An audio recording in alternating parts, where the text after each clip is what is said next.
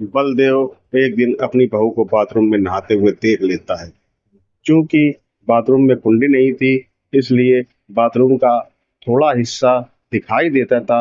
उसी थोड़े हिस्से से वो अपनी बहू को नहाते हुए देख लेता है। वो अपनी बहू को नहाते हुए देख रहा था, उसकी जांघें दिखाई दे रही थी, तो उसकी नज़र उसकी उन्हीं जांघों पर टिकी हुई थी। वो काफी देर तक उसकी जांघें देखता रहा और अपनी बहू को नहाते हुए देखता रहा। अब उसके अंदर का शैतान उसकी आंखों में आ जाता है और वो बिल्कुल विचलित हो जाता है। धीरे धीरे वो बाथरूम की तरफ बढ़ता है और दरवाजे को धक्का मारता है और अंदर घुस जाता है, जहां पर वो अपनी बहू का बलात्कार कर देता है। दोस्तों, ये घटना बहुत ही ज्यादा विचलित कर देने वाली है और ये घटना राजस्थान के जयपुर जिले की है। राजस्थान के जयपुर जिले में एक आदमी रहा करता था जिसका नाम बलदेव था। बलदेव पेशे से राजमिस्त्री था। बलदेव का एक बेटा था जिसका नाम नीरज था। उसने काफ़ी अच्छी पढ़ाई करी थी, उसने बहुत पढ़ाई करी थी, वो बहुत ही मेहनती लड़का था। इसलिए वो सॉफ्टवेयर इंजीनियर बन जाता है और वो एक अच्छी कंपनी में सॉफ्टवेयर इंजीनियरिंग का काम किया करता था। नीरज बहुत ही प्रभावशाली लड़का था। वो सबसे हंसमुख तरीके से बोलता था। वो बहुत ही मिलनसार लड़का था। इसलिए वो सोशल मीडिया में हमेशा एक्टिव रहा करता था। वो लोगों से चैट्स वगैरह भी खूब किया करता था। उसके सभी सोशल प्लेटफॉर्मों में अकाउंट भी थे। तभी एक दिन नीरज की मुलाकात रसिया की एक लड़की से होती है। वो इंटरनेट के थ्रू उस लड़की से मिलता है। वो उससे काफ़ी चैट करता है।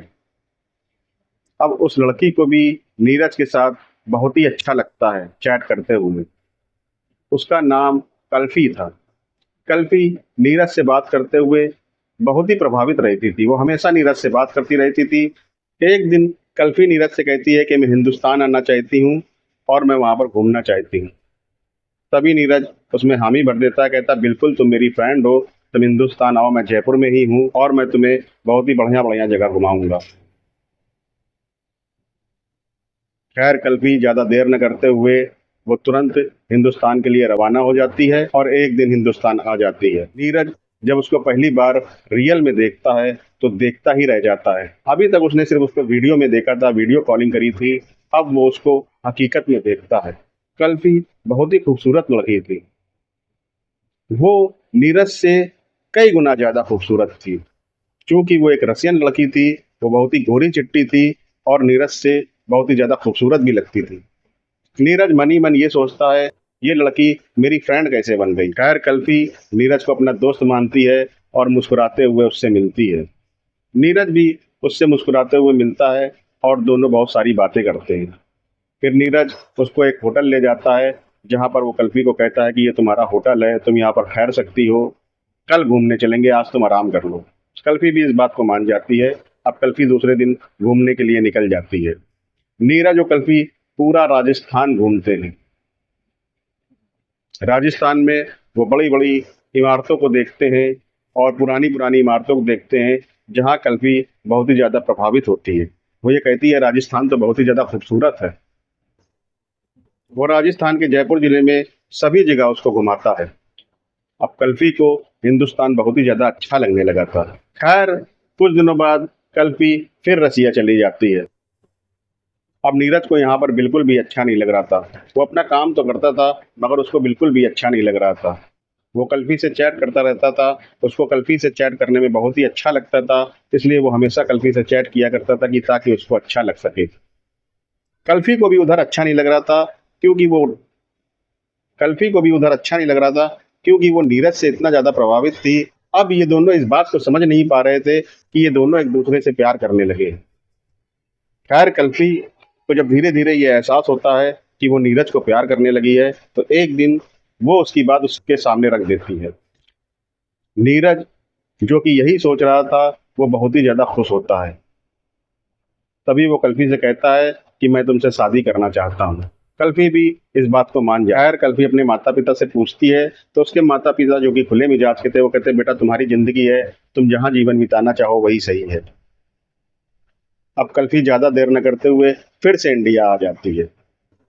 इस बार कल्फी जब इंडिया आती है तो वो नीरज से शादी कर लेती है। उसने एक मंदिर में शादी करी थी, फिर कोर्ट में जाकर अपनी शादी का रजिस्ट्रेशन भी करवा लिया था। अब जब नीरज कल्पी को अपने पिताजी के घर में लेके आता है, पिताजी ये देखकर बहुत ही ज़्यादा अचंभित होते हैं कि इसने शादी कर ली है। अब नीरज ने सब कुछ पहले ही बता दिया था कि देखो, उसके पिताजी थोड़े से डेंजरस किस्म के हैं, वो शांत रहते हैं और बहुत ही ज़्यादा अक्खड़ हैं। नीरज ने कल्पी से पहले ही कह दिया था कि तुम अपने चेहरे को हमेशा ढाक के रखना, मैं नहीं चाहता हूँ कि मेरे पिताजी तुम्हारा चेहरा देखें। मगर कल्पी नीरज से कहती है कि देखो, मैं अपना चेहरा तो ढाक लूंगी, मगर हम लोग तुम्हारे पिताजी के यहाँ कब तक रहेंगे? तुम भी अच्छा कमाते हो, तुम अच्छा कमाते हो, इसलिए मैं चाहती हूँ तुम कहीं किराए के मकानी में रहो। वैसे भी तुम किराए के मकानी में रह रहे थे, मैं यही चाहती हूँ कि तुम किराए के मकानी में रहो। मगर नीरज कल्पी से कहता है कि देखो, चाहे कोई भी बात हो, मगर हमें अपने पूर्वजों के यहाँ तो जाना ही चाहिए। इसलिए मैं तुम्हें ज़्यादा नहीं, बस 2 महीने के लिए वहाँ पर लिए जा रहा हूँ। मैं तुम्हें 2 महीने के लिए इसलिए लिए जा रहा हूँ ताकि लोगों को ये पता चल सके कि मैंने शादी कर ली है और तुम मेरी पत्नी हो। खैर, कल्पी उसकी इस बात को मान जाती है और वो नीरज के घर चली जाती है। अब नीरज के पिता जैसे ही कल्पी और नीरज को देखते हैं तो वो देख के अचंभित हो जाते हैं कि इसने अचानक शादी कर ली। खैर, वो इस बात से नाराज भी होते हैं, मगर कुछ देर बाद मान जाते हैं। वो यही कहते हैं, लड़के पढ़े लिखे हैं तो अपने मन का कर रहे हैं। अब नीरज अपने काम में व्यस्त हो जाता है। वो सुबह नौकरी के लिए निकल जाता था और शाम को अपने घर आ जाता था। ऐसा ही सिलसिला चलता रहता था। एक दिन नीरज जब अपने काम के सिलसिले से बाहर गया हुआ था, तभी उसके पिताजी उस दिन छुट्टी पे थे और वो कल्पी को नहाते हुए देख लेते। वो कल्पी को नहाते हुए देखते हैं। क्योंकि बाथरूम के दरवाजे में कुंडी नहीं थी, कुंडी थी मगर खराब हो चुकी थी और वो दरवाज़ा हल्का सा खुला रहता है, इसलिए वो कल्पी को नहाते हुए देख लेते हैं। जैसे ही वो कल्पी को नहाते हुए देखते हैं, उसकी जांघें दिखाई दे रही थी, तो वो उसकी जांघों को देखते ही रहते हैं। जब वो उसकी जांघों को देखते हैं तो उनके अंदर का शैतान जाग जाता है और उनके अंदर का शैतान उनकी आंखों में आ जाता है और वो सब्र नहीं कर पाते और तुरंत बाथरूम के पास चले जाते हैं और वो बाथरूम के दरवाजों को धक्का देते हैं और अंदर घुस जाते हैं। जैसे ही वो अंदर घुसते हैं, कल्पी तो पहले हड़बड़ा जाती है। वो यही सोचती है ये क्या कर रहे हैं, मगर नीरज के पिता को नशा इतना ज्यादा हो गया था कि वो कल्पी का रेप कर देता। अब बलदेव कल्पी का रेप कर देता है। तो जब उसको होश आता है, जब वो अपनी वासना से जागता है, जब सारा क्रियाकलाप हो जाता है, सब काम हो जाता है, तो उसको शांति मिलती है और वो अपनी वासना से जागता है। तो वो देखता है कि कल्पी बाथरूम में पड़ी हुई है, बिल्कुल निर्वस्त्र है। वो ये देखकर थोड़ा घबरा जाता है। वो यही सोचता है, मैंने ये क्या कर दिया। अब वो कल्पी के सर पे पिटने से जिससे कपड़े धोए जाते हैं उसके सर पे वार कर देता है और वो वहीं पर खत्म हो जाती है। उसने उसका रेप तो किया ही था, वो बेचारी वैसे ही दर्द से कहार रही थी, इसके बावजूद उसने उसको पिटने से मारकर जान से मार डाला, उसकी हत्या कर दी। वो निर्वस्त्र वहीं पर पड़ी हुई थी और उसको जरा सी भी दया नहीं आई ये देख के कि मैं इसका रेप तो कर ही चुका हूँ, चलो इसको जिंदा छोड़ दूं। वो वहां पर एक कहानी गढ़ने की कोशिश कर रहा था।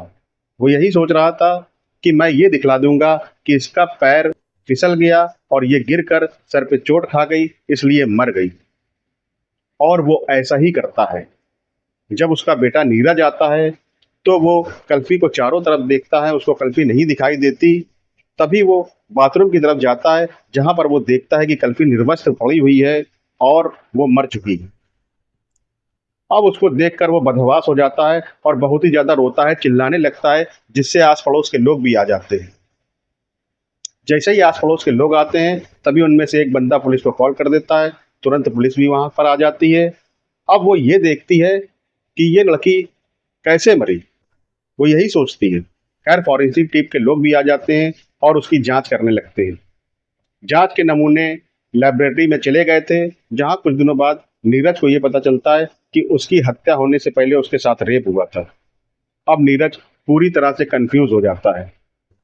उसके पिता, जो कि एकदम मौन बने हुए थे, वो अपने बेटे के दुख के साथ शरीक हो चुके थे, इसलिए नीरज का अपने पिता के ऊपर तो शक ही नहीं जाता। वो बेचारा क्या करता। उसे लग रहा था कि कोई घर के अंदर आया और कल्पी के साथ उसने रेप किया और उसे मारकर चला गया। मगर सीमन वो चीज होता है जिससे कि जांच बहुत ही ज्यादा पुख्ता हो जाती है। पुलिस वाले किसी को नहीं छोड़ते हैं। वो लोग एक दिन नीरज से कहते हैं कि मुझे जो सीमन मिला है आपकी पत्नी की बॉडी से, मुझे उसकी जांच करनी है और मुझे आपके सीमन की जांच करनी है। नीरज बखूबी उनको सीमन दे देता है। नीरज वैसे ही दुखी था, वो सिर्फ अपनी पत्नी के कातिलों को पकड़वाना चाहता था, वो बहुत ही ज़्यादा दुखी था, इसलिए वो अपना सीमन दे देता है। लेकिन जब उसके पिता से सीमन मांगा जाता है तो वो समझ नहीं पाता, क्योंकि वो एक अनपढ़ आदमी था। वो राजमिस्त्री का काम करता है, इसलिए बलदेव अनपढ़ आदमी था और वो भी अपना सीमन दे देता है। जब वो अपना सीमन देता है तो जो कल्पी की बॉडी में सीमन मिला था और बलदेव के सीमन से मैच खा जाता है। तभी पुलिस तुरंत बलदेव के घर जाती है, जहां पर बलदेव और नीरज साथ में बैठे हुए थे। नीरज बहुत ही गमगीन था और बलदेव उसको ढांढस बांध रहा था। अब पुलिस वाले बलदेव का गिरेबान पकड़ते हैं। नीरज कहता है, ये आप क्या कर रहे हैं, ये तो मेरे पिता हैं। पुलिस वाले कहते हैं कि ये तुम्हारे पिता हैं और यही तुम्हारे रक्षक हैं और यही तुम्हारे पत्नी के भक्षक भी हैं। ये सुनकर नीरज एकदम हस्तप्रभ हो जाता है। वो यही कहता है कि ये क्या मतलब है। तभी पुलिस वाले बताते हैं कि तुम्हारी पत्नी की बॉडी में जो सीमन मिला था वो तुम्हारे पिता के सीमन से मैच कर गया है और तुम्हें तुम्हारी पत्नी का कातिल मिल गया है। पुलिस वाले बलदेव को पुलिस थाने ले जाते हैं और उसकी जमकर सुताई करते हैं, जहां पर बलदेव अपना सारा गुनाह कबूल कर लेता है। वो बताता है कि मैंने कल्पी को नहाते हुए देख लिया था, मेरा दिमाग घूम गया था, मैं वासना में जाग गया था, इसलिए मैंने ऐसा ऐसा कृत्य कर दिया और मैंने सबको गुमराह करने के लिए उसको मार भी दिया। नीरज ये सुनकर बहुत ही ज़्यादा हताश हो जाता है।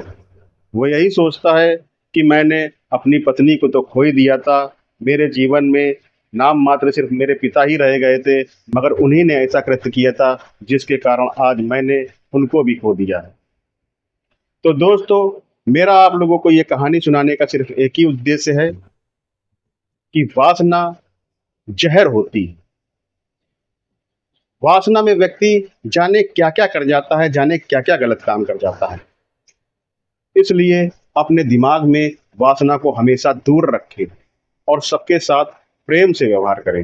अंत में मैं आप लोगों से जाते जाते बस एक ही बात कहना चाहूँगा कि मेरे चैनल को सब्सक्राइब कर दें। नमस्कार, जय हिंद।